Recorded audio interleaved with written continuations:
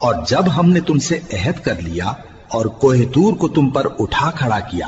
اور حکم دیا کہ جو کتاب ہم نے تم کو دی ہے اس کو زور سے پکڑے رہو اور جو اس میں لکھا ہے اسے یاد رکھو تاکہ عذاب سے محفوظ رہو،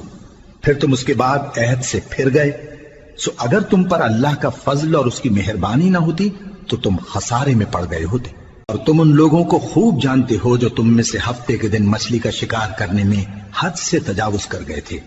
تو ہم نے ان سے کہا کہ ذلیل و خوار بندر ہو جاؤ، اور اس قصے کو اس وقت کے لوگوں کے لیے اور جو ان کے بعد آنے والے تھے عبرت اور پرہیزگاروں کے لیے نصیحت بنا دیا۔ اور جب موسیٰ نے اپنی قوم کے لوگوں سے کہا کہ اللہ تم کو حکم دیتا ہے کہ ایک بیل ذبح کرو، وہ بولے کیا تم ہم سے ہنسی کرتے ہو؟ موسیٰ نے کہا کہ میں اللہ کی پناہ مانگتا ہوں کہ نادان بنوں۔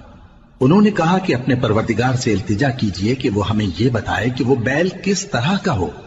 موسیٰ نے کہا پروردگار فرماتا ہے کہ وہ بیل نہ تو بوڑھا ہو اور نہ بچڑا بلکہ ان کے درمیان یعنی جوان ہو،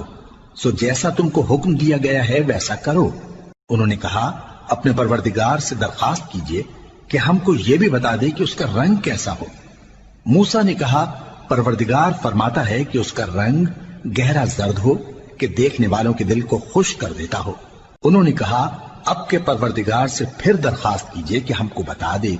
کہ وہ اور کس کس طرح کا ہو، کیونکہ بہت سے بیل ہمیں ایک دوسرے کے مشابہ معلوم ہوتے ہیں،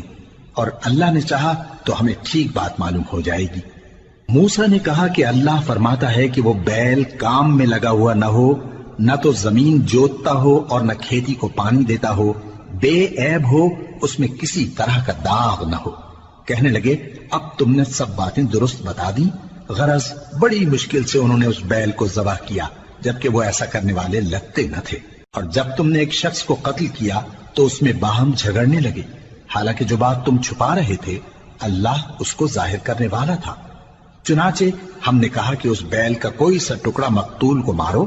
اس طرح اللہ مردوں کو زندہ کرتا ہے اور تم کو اپنی قدرت کی نشانیاں دکھاتا ہے تاکہ تم سمجھو۔